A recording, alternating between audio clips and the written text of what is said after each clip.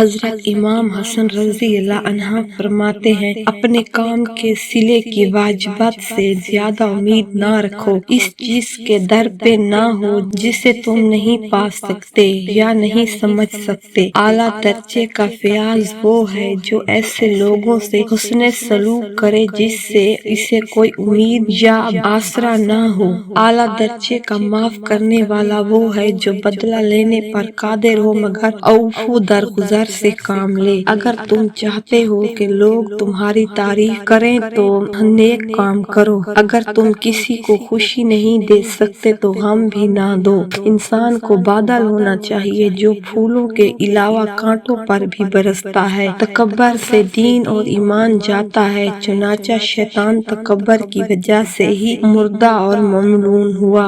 جب جسم موت کے لیے ہے تو اللہ تعالیٰ کی راہ میں شہید ہونا سب سے بہتر ہے۔ جب پیسہ بولتا ہے تو سچائی ختم ہو جاتی ہے۔ جس کام کی انجام دہی تمہارے لیے مشکل ہو تو اس پر قدرت نہ رکھتے ہو، اس کی ذمہ داری اپنے سر بھی نہ لو۔ جو شخص ارادے کا پکا ہو وہ دنیا کے اپنے مطابق ڈھال سکتا ہے۔ جلد بازی حماقت ہے اور یہ بدترین انسانی کمزوری ہے۔ حرص سے انسان مصیبتوں میں پھنس جاتا ہے۔ حسد ایک آگ ہے جو انسان کو جلاتی ہے اور دوسروں کو عداوت پر ابھارتی ہے۔ حماقت کیا ہے؟ کمینوں کا اجتماع اور گمراہوں کی اطاعت۔ دنیا میں سب سے کمزور وہ ہے جو اپنی خواہشوں پر قابو نہ رکھتا ہو۔ حضرت امام حسن رضی اللہ عنہ فرماتے ہیں، دولت کا بہترین مصروف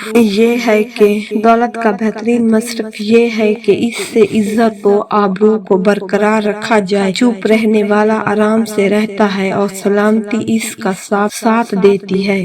ذلت کی زندگی سے موت بہتر ہے۔ ذلیل وہی ہے بخیل ہے۔ سردار بننا چاہتے ہو تو حرکت و گل اور جدوجہد کو اپنا معمول بناؤ۔ ظالموں کے ساتھ رہنا خود جرم ہے۔ عمل صالح خود بخود انسان کو قابل تعریف بنا دیتا ہے اور نیک انجام خود ساتھ چلتا ہے۔